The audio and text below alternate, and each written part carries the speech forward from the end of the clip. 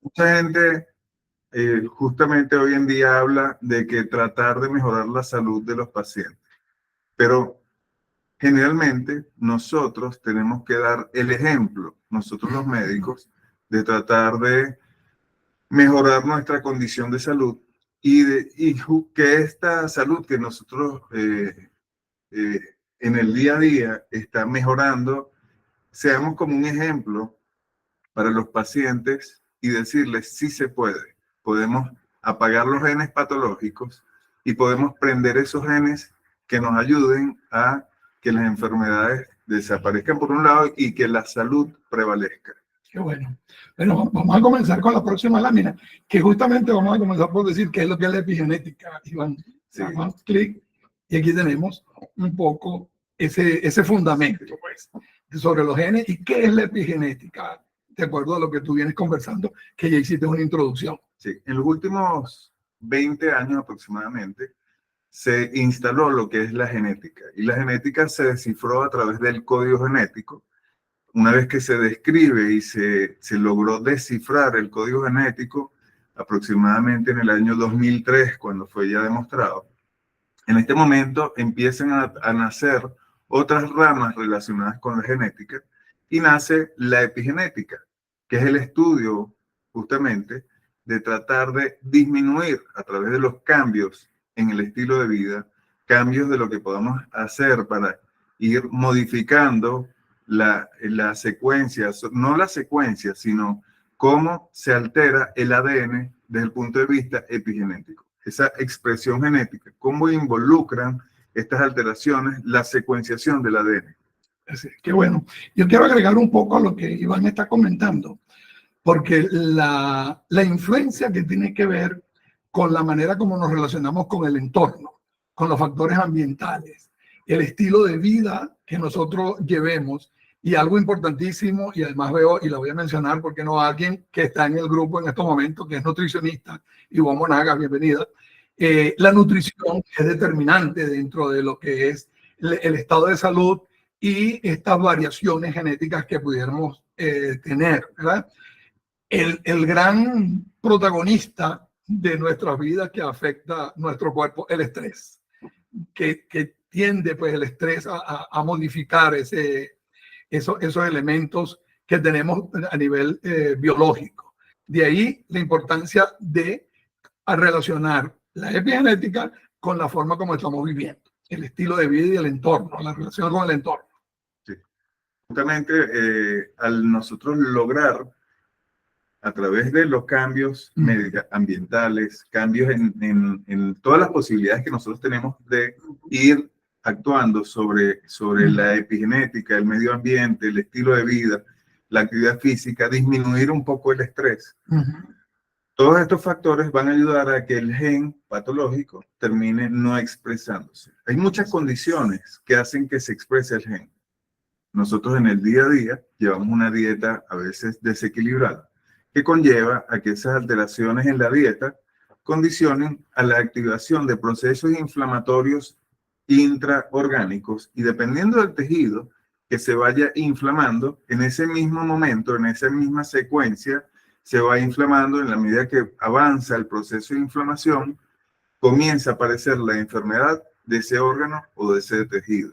Entonces, esta es la importancia de nosotros lograr identificar que los factores epigenéticos sí pueden lograr disminuir el impacto de la expresión del gen.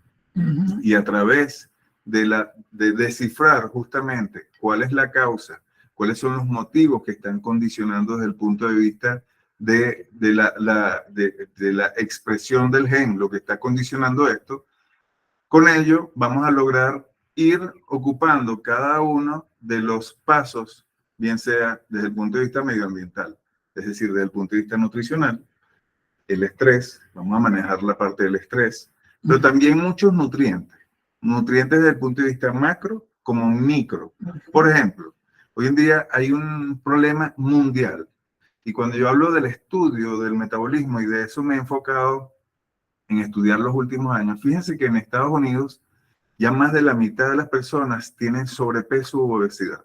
Se estima que ya dentro de poco tiempo, ya más de la mitad de las personas, de los ciudadanos en Estados Unidos ya van a ser diabéticos o prediabéticos. Entonces, esto está impactando en la salud en general. En la medida que nosotros vayamos avanzando, nosotros también vamos a tener no solamente estos daños que incluye la obesidad, el sobrepeso o la diabetes mellitus tipo 2, sino también otros problemas.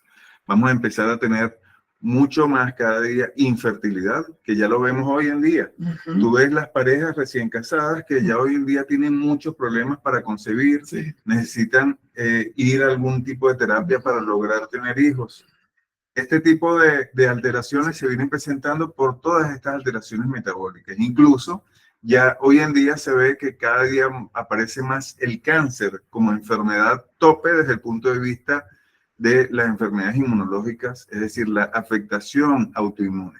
Así es. Cuando nosotros vemos que ya este va a ser el primer año, estadísticamente hablando, en donde ya se presentan más de 2 millones de casos de cáncer en Estados Unidos, definitivamente esto está impactando en la salud, no solamente en los Estados Unidos, que es donde yo puedo hablar de estadísticas, donde justamente allá sí hacen... Son disciplinados, sí, son disciplinados y sacan, son estadistas, porque allá todo lo manejan en base a una estadística.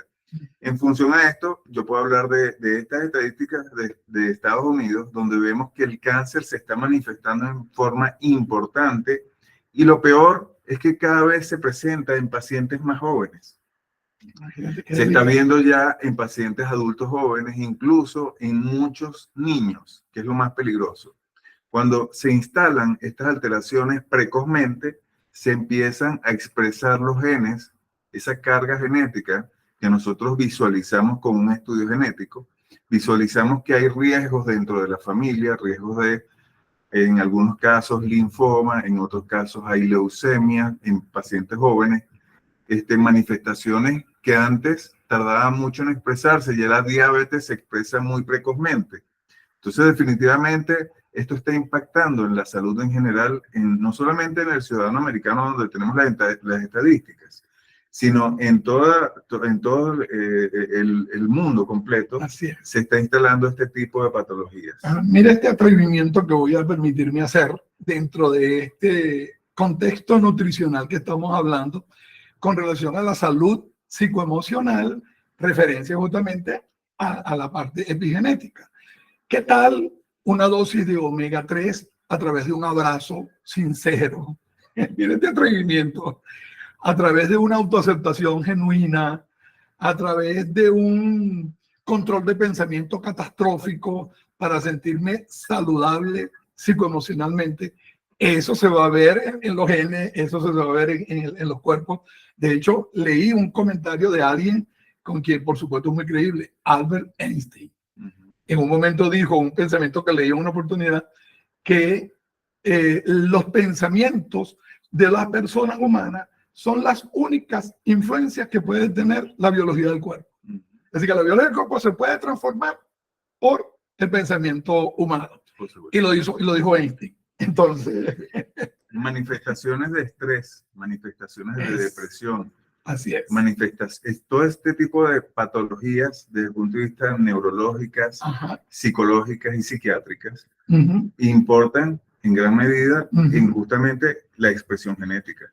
Así es. O sea, nosotros desde el punto de vista orgánico podemos, con exámenes de laboratorio, con estudios genéticos, estudios epigenéticos, incluso hoy en día la parte inmunológica alimentaria, que son de gran ayuda en este proceso para tratar de solventar cada una de las patologías, no solamente inmunológicas, patologías inflamatorias, la gran mayoría de ellas. En este punto tratamos también de enfocar al paciente holísticamente desde el punto de vista psicológico. ¿Por qué no? Porque justamente la parte psicológica nos va a permitir ayudar, coadyuvar en tratar de enfriar cada uno de estos procesos y de ir apagando genes patológicos. Así es. Uno ve y compara muchas veces pacientes con cáncer y los ve simultáneamente uno y otro. Hay pacientes que unos tienen la misma patología oncológica o patologías similares. Y hay pacientes que lo toman como esto es algo, una situación muy estresante y otros lo toman como, me llamó la atención una señora una vez que dijo, estaba haciéndose la quimioterapia y dijo, estoy aquí como un spa. Qué bueno. Entonces lo tomó con otra actitud.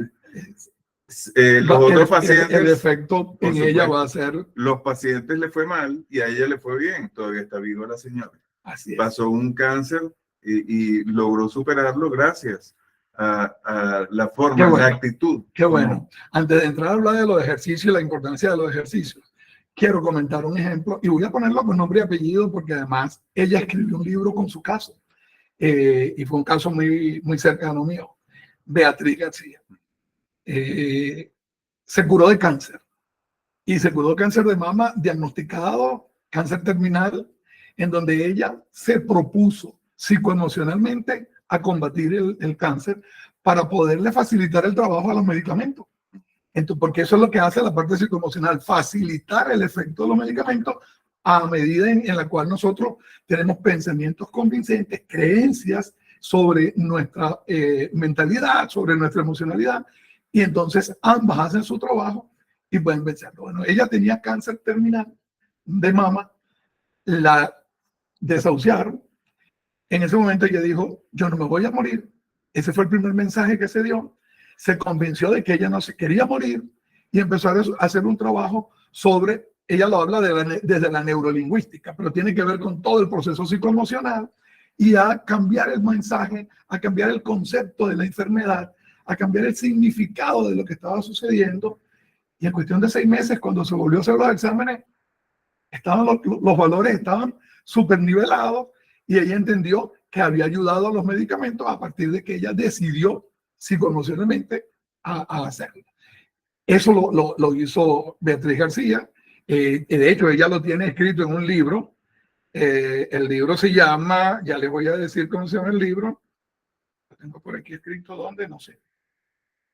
Ya les voy a decir cómo se llama el libro, para que conozcan más de ella.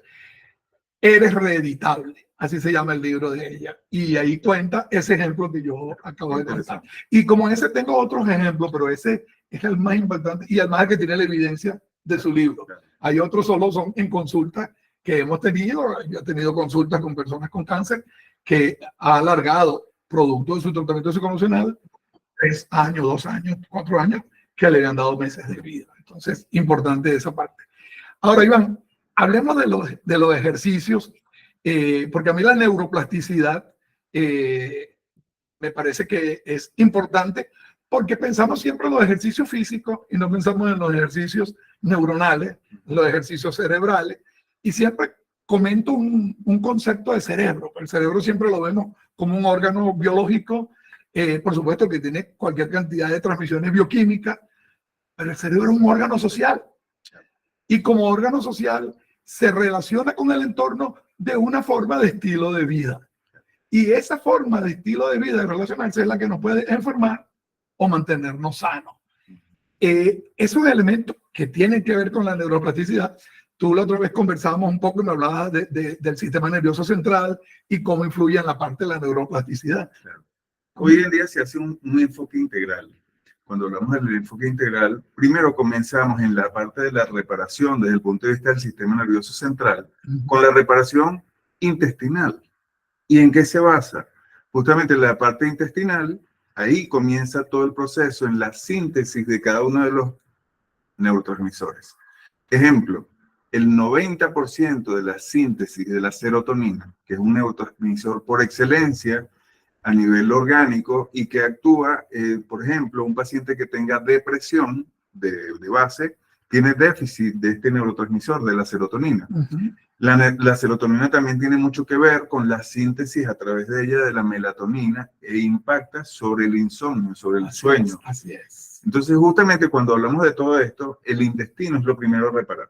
Una vez que vayamos modulando, desinflamando la parte intestinal, actuando con diferentes sustancias para mejorar la síntesis de serotonina, también tenemos que impactar desde el punto de vista del ejercicio, mejorando todas esas conexiones neurológicas. Las conexiones neurológicas, el ejercicio tope para mejorarlas son los ejercicios de fuerza y resistencia. En la medida que nosotros vamos avanzando en edad, vamos perdiendo conexiones neurológicas. La forma de estimular esa nueva síntesis y la formación de conexiones nerviosas para resintetizar toda esa estructura neuronal, necesitamos los ejercicios de fuerza y resistencia que nos van a ayudar a reenlazar todo el sistema. Pero tenemos que actuar desde el punto de vista epigenético. A veces nos faltan algunos componentes. Vemos que hay muchos pacientes, sobre todo mujeres, sufren de la tiroides. Y a veces sufren de la tiroides porque le falta un aminoácido vital para la síntesis de las hormonas tiroideas, que es la tirosina. Al tener déficit de tirosina, tenemos también déficit de otro neurotransmisor, que es la dopamina. Y la dopamina tiene mucho que ver en muchos procesos en el organismo. Y el tope es todas las enfermedades de movimiento que terminan condicionando, por lo menos los pacientes que tienen Parkinson, tienen déficit de dopamina, pero hay muchas funciones en el organismo que las promueve esa síntesis de dopamina. Entonces necesitamos identificar desde el punto de vista epigenético todas estas situaciones posibles de manera de cubrir para poder avanzar en un proceso de regeneración neuronal. Qué bueno. También impacta el tema de diferentes hormonas y una de ellas que es muy importante desde el punto de vista del sistema nervioso central es el cortisol. Eso. Adrenalina, cortisol, y hoy en día tenemos herramientas en el consultorio que nos permiten poder avanzar y saber y conocer si un paciente, porque a veces solamente medimos desde el punto de vista del laboratorio cortisol AM, cortisol PM. Se nos escapa una gama de pacientes inmensas, donde pacientes que sufren nocturnamente, pacientes que tienen alteraciones nocturnas, esos pacientes que de repente en la noche, en la madrugada, les aumenta mucho el cortisol y presentan, gracias al cortisol, que es una hormona hiperglicemiante, pueden tener hipoglicemias posteriores debido al aumento del cortisol. Esas hipoglicemias se ven por el aumento de la insulina. Cuando despierta el cortisol y aumenta la glicemia, la insulina se activa y causa una hipoglicemia posterior. Un paciente dormido, los he tenido, pacientes que tienen glicemias dormidos de 34, 35, peligrosísimo. Claro. Eso es desencadenado por estas situaciones de estrés, de cortisol, pacientes que no saben que tienen estrés porque el estrés a veces es imperceptible para una sola persona, para la misma persona.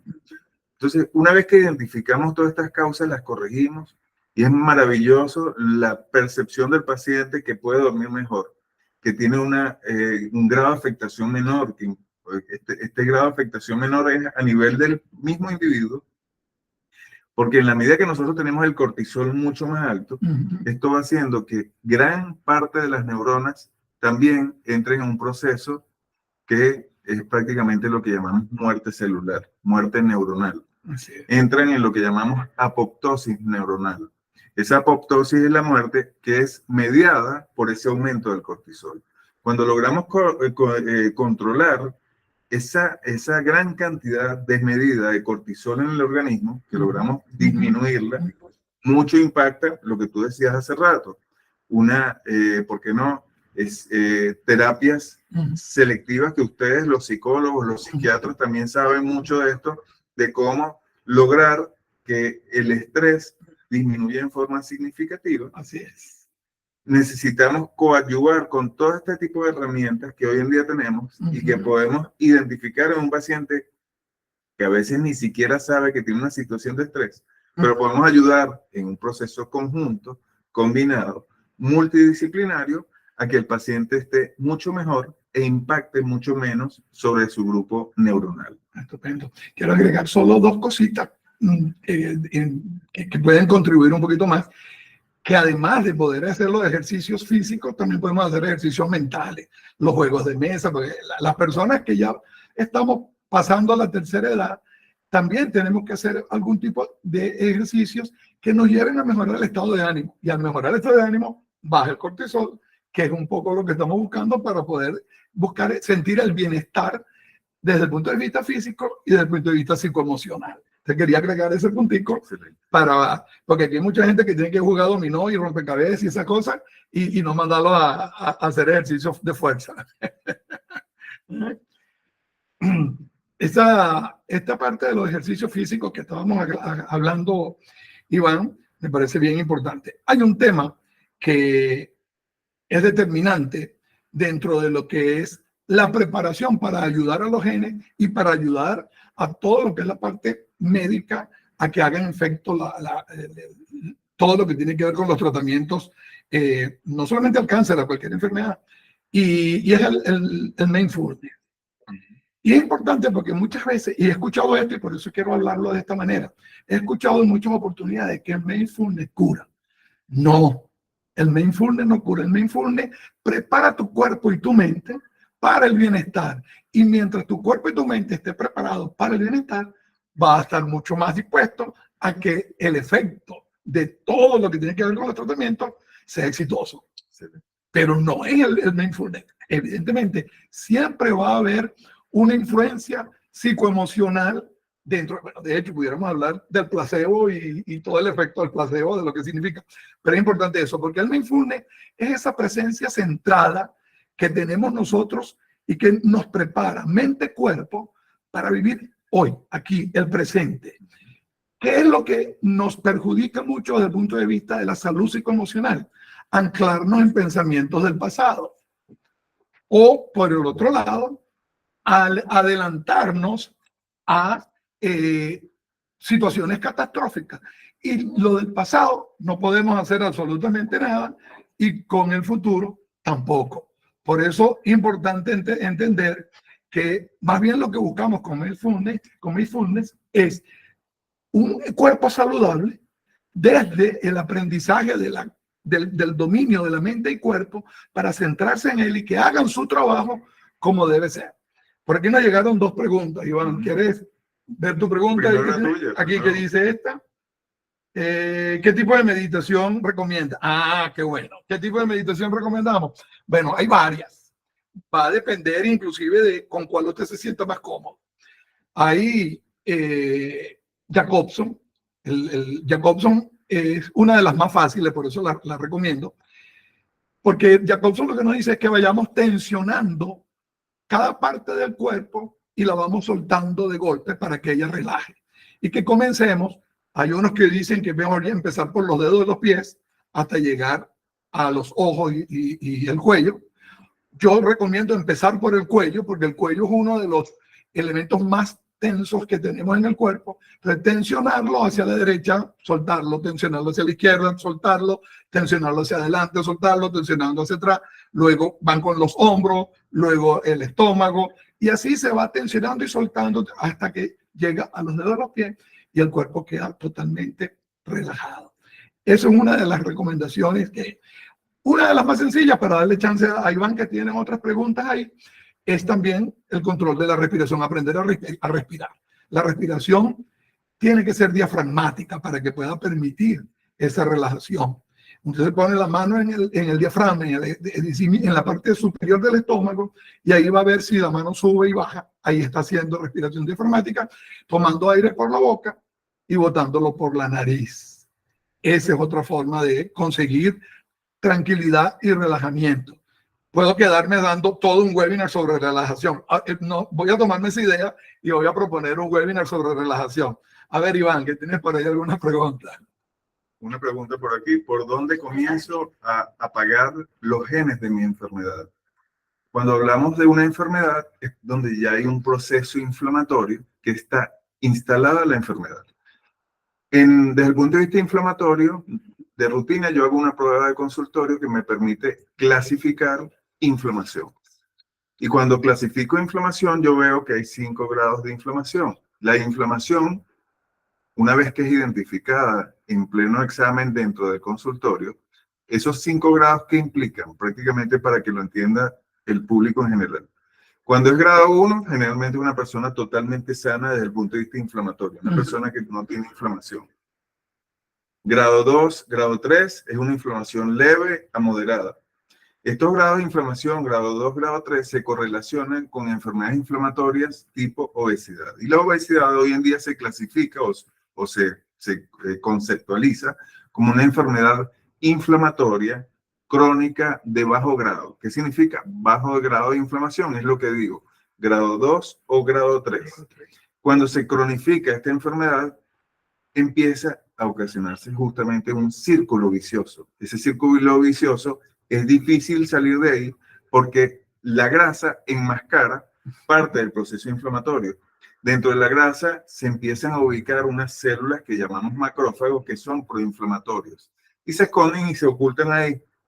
Una vez que el paciente empieza en un proceso de tratar, buscando solución a su obesidad, a su problema, se empiezan a liberar estos factores y el paciente durante el proceso puede incluso, en pleno desarrollo de la pérdida de peso, tener detenciones en algún momento que se pierde la evolución de la pérdida de peso y empieza a presentar a veces dolor.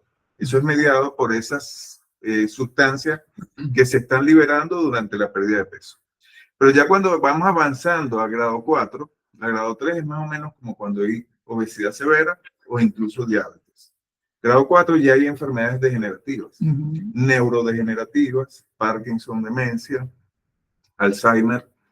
Incluso hay otras enfermedades degenerativas como artritis, el lupus eritematoso sistémico está ahí.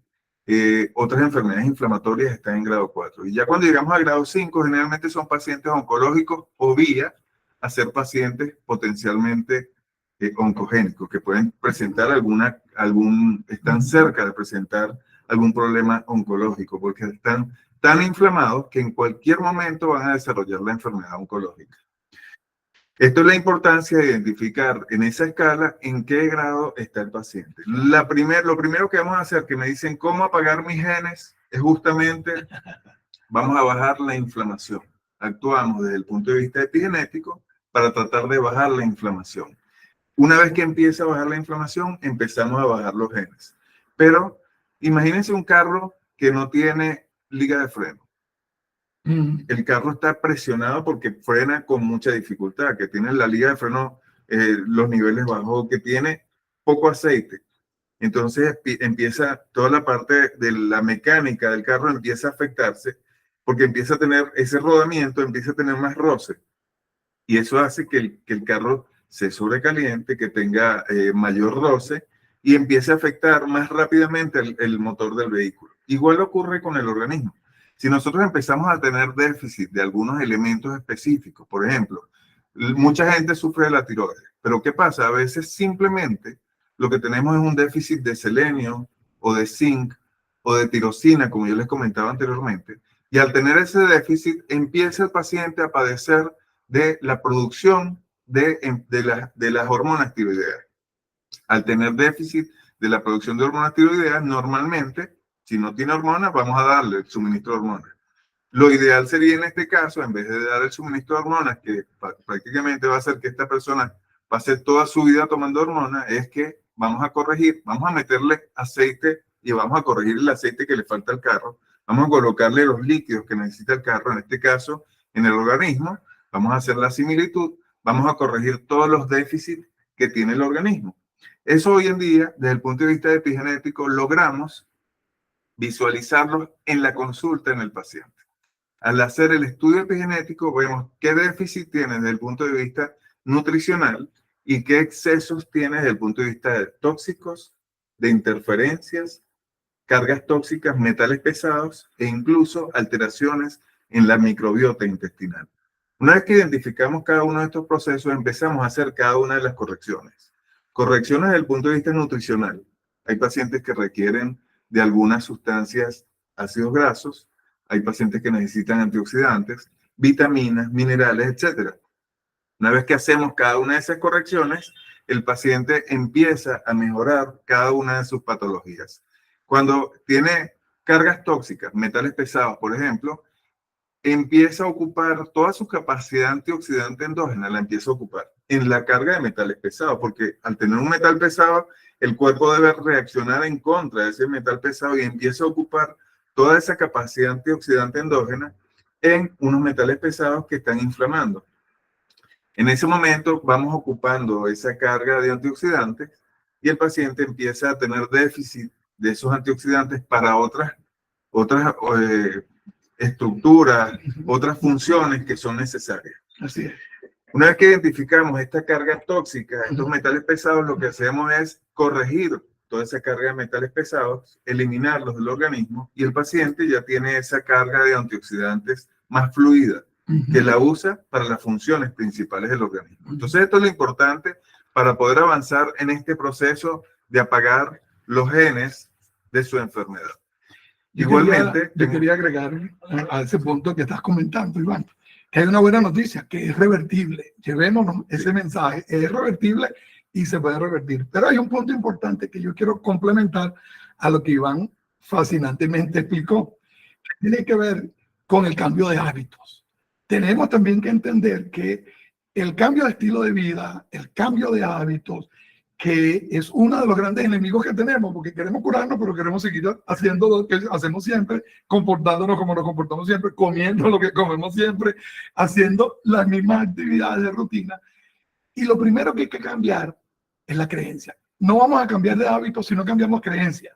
Las creencias tienen que ver con esas convicciones que tenemos, esas convicciones de las cuales tenemos que analizarlas, introyectarlas, para entender de que hay cosas, hay hábitos, hay actitudes que debemos cambiar para poder llegar entonces a poder revertir y ayudar al médico, porque el médico no va a hacer una magia, el médico va a hacer, lo demás lo toca hacer nosotros, y por eso quise complementar esos dos elementos de que la buena noticia es revertible. Y la segunda es que tenemos que cuidar nuestros hábitos y estilo de vida para poder conseguir resultados. Y es lo más difícil, Miguel. Eso es lo más complejo.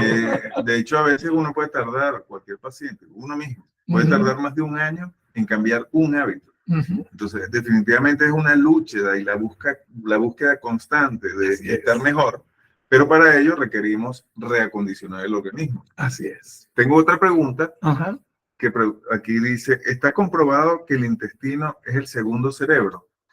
Definitivamente ver el cerebro es una estructura donde hay muchísimas neuronas. Quizás la zona del cuerpo que más neuronas tiene. Pero hoy en día se ha descubierto que tanto el cerebro como el intestino están llenos de neuronas. Es decir, el segundo cerebro o primer cerebro pudiera ser, ¿por qué no?, el intestino. Ahora, ¿cómo saber quién es primero o segundo? Si, por ejemplo, el intestino comanda desde el punto de vista de la síntesis de serotonina, entonces pudiéramos en ese sentido decir que es el primer cerebro. Pero de repente, desde el punto de vista de estructura, bloque, donde hay una cantidad de redes que involucran muchas funciones en todo el organismo y donde el cerebro termina comandando en las funciones del resto, entonces pudiéramos decir que el cerebro es el primer cerebro. Pero dependiendo de la función, podemos hablar de que el cerebro o ellos están relacionados directamente. Y que es importante y no podemos separar intestino como segundo cerebro o como primer cerebro, o el cerebro como primero o como segundo, porque actúa en forma integrada. Gracias a la función del intestino, el cerebro también trabaja en forma adecuada. Entonces, se ha dicho y se ha manifestado, incluso en un libro que dice el cerebro como el intestino como segundo cerebro. Sí. Pero, se ve, esto lo afirma mucha gente, pero realmente son estructuras que están ligadas en las funciones. El cerebro, quiero expresar aquí que cerebro sin la función del intestino no funciona. Igualmente viceversa. Así es. Hay una... ¿Okay? Porque para las funciones y la regulación del intestino se necesita del cerebro. Tenemos diferentes tipos de sistemas: sistema nervioso central, sistema nervioso periférico, sistema nervioso autonómico, y cada uno de ellos actúa a nivel intestinal, pero el intestino también modula cada una de esas funciones. Así es. Y agrego solamente para un comentario que llegó acá también, que el intestino termina siendo el órgano más sensible que tenemos en la relación con el entorno. O sea, el estrés ataca mucho en la parte intestinal, es donde más ataca, y es quien termina siendo pues la gran víctima de la calidad de vida que decidamos tener, porque la calidad de vida es una decisión que nosotros tomamos, y la gran víctima termina siendo el intestino, justamente en eso. Aquí nos llegó un comentario muy bueno de Michael, dice: la mejor meditación es la que cada quien le funciona. Eso, yo estoy de acuerdo con eso. Yo estoy de acuerdo con eso, porque evidentemente, y lo digo por experiencia propia, no hay nada más complejo que la meditación. La mente vuela, entonces uno no se termina de concentrar, eso de que ponga la mente en blanco y pasan 2 segundos y ya estás pensando en otra cosa. Y bueno, es una cuestión bien compleja. De hecho, puedo dar una confidencia mía. Yo estudié 3 semestres en la Universidad de Relajación y cuando me gradué todavía no sabía relajarme. O sea, yo aprendí a relajarme con los pacientes después. A medida que iba obligando a los pacientes y obligándome yo, fue cuando aprendí ya a relajarme y ahora lo hago, pues, realmente ahora me jacto de decir que lo hago, pero divinamente. Yo me acuesto a dormir y cuando yo decido voy a dormir, me relajo y duermo. O sea, es una decisión porque ya lo domino. Claro, lo entrenaste. Ya lo entrené. Y es como el gimnasio. O sea, paciencia y practica y practica y practica hasta que finalmente lo logra. Hay una técnica que se la puedo decir rápidamente porque ya estamos contra el tiempo, pero vamos a decir. Una técnica que inclusive la aplica mucho en Mindfulness para que puedas concentrarte, que no se te vaya la mente. Te concentras primero en tu respiración, por supuesto, escuchar tu respiración, sentir tu respiración. Y una vez que el cuerpo está tranquilo, en calma, concentrado en tu respiración, empieza a visualizar dentro del espacio donde está 5 cosas que puedes ver, pero que no abres los ojos, sino que las puedes ver mentalmente. 4 cosas que puedes tocar, 3 cosas que puedes gustar, 2 cosas que puedes oír, y así va. Y eso te va dando concentración y no existe más nada sino tú, porque estás buscando eso. Y ese ejercicio te va dando práctica y te va dando práctica y llega un momento que ya no tienes que hacer esa rutina que a veces te pone más tenso porque no encuentras las 5 o las 4 que buscas, sino que ya vas practicando y ya llega un momento en que puedes concentrarte en tu mente y cuerpo de una manera natural. Vamos hacia la conclusión, Iván. Estamos sobre tiempo. Están llegando preguntas, creo que por ahí nos hacen mención. Vamos a responder una de las preguntas que está llegando para ir hacia la conclusión porque estamos sobre el tiempo. ¿Por dónde comenzamos? ¿En el médico o en el psicólogo? Para mí esto es indistinto. Así es. Yo creo que pueden comenzar con el médico o pueden comenzar con el psicólogo. Si el psicólogo orienta la situación y ve que requiere una evaluación por el médico, nos lo va a compartir el paciente. Así es. Igualmente, viceversa. Si yo recibo el paciente y veo que el paciente amerita y que todos, en definitiva, van a requerir de ese aporte desde el punto de vista psicológico, yo creo que esto es indistinto, entonces, que podríamos verlo en forma indistinta. Por supuesto que muchas veces depende de la condición actual del paciente. Si el paciente tiene un problema psicológico en ese momento muy acentuado, entonces requiere ir con el psicólogo. Ahora, si el paciente tiene algún problema de salud, debería ir con el médico primero. Esa es la orientación a grosso modo. Pero a veces hay problemas psicológicos y médicos en simultáneo que necesariamente va a tener que ir con los dos. Pero, en definitiva, yo creo que esto es dependiendo de la situación de cada paciente. Bueno, es casualidad, pero nos acaba de llegar una pregunta que dice, ¿cómo combatir la procrastinación a la hora de cambiar? Esto también tiene origen neurológico y tiene inclusive que ver, dependiendo del diagnóstico, hasta con el TDAH. Entonces, ahí hay necesidad de referir al médico también. Casualmente llega el ejemplo en donde esto es un equipo interdisciplinario.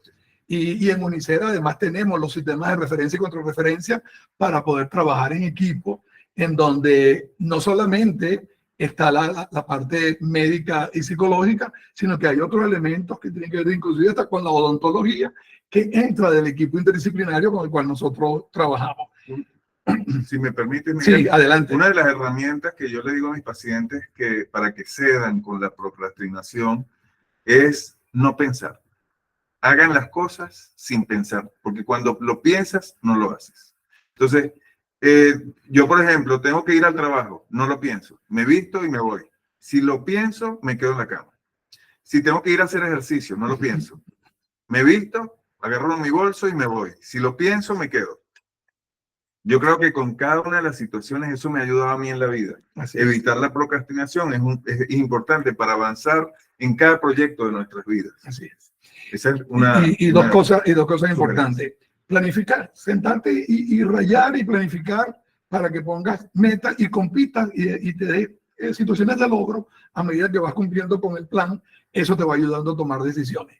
Ahora, lo que acaba de decir Iván es importante porque realmente el pensar es el no accionar. Y en los estudios está demostrado, el impulsador es la emoción, Y la emoción es la que tú tienes que dejar salir para que puedas accionar. Cada vez que tú dices, déjame pensarlo, es que no lo vas a hacer. No lo vas a hacer. Entonces, ese juego, yo siempre digo, el equilibrio es racional y emocional para que las decisiones sean realmente satisfactorias. Porque muchas veces somos impulsivos y no pensamos y accionamos y después nos arrepentimos. Bueno, saquémosle provecho a ese accionar. Pero, evidentemente, esa es la forma de combatir la procrastinación. Mire, que estamos sobre la hora. Hay algunas recomendaciones que dejamos en pantalla para que la leyeran mientras estábamos conversando sobre la pregunta, que es mucho más importante la pregunta de lo que nosotros trajimos para compartir. Y entonces, pues nada, ahí hay otras recomendaciones que les trajimos para que las tuvieran ustedes mientras estábamos conversando. De verdad que de nuestra parte queremos darle las gracias. Fue bien dinámica, bien compartido, Iván. Me encantó esta conversación. Vamos a crear otras. Que inclusive sugiérannos algún tema que ustedes quieran. Puede ser la procrastinación en algún momento y que podamos establecer temas y los vamos trabajando de esa manera. Por ahí estábamos hablando que íbamos a hablar de depresión. Excelente, porque hay mucho apunte que sacarle a eso. Así es. Y increíble que yo hoy en día pueda hablar de depresión siendo cirujano bariátrico, pero tiene mucho que ver. Claro. Okay. Pero muchísimas gracias, un verdadero placer.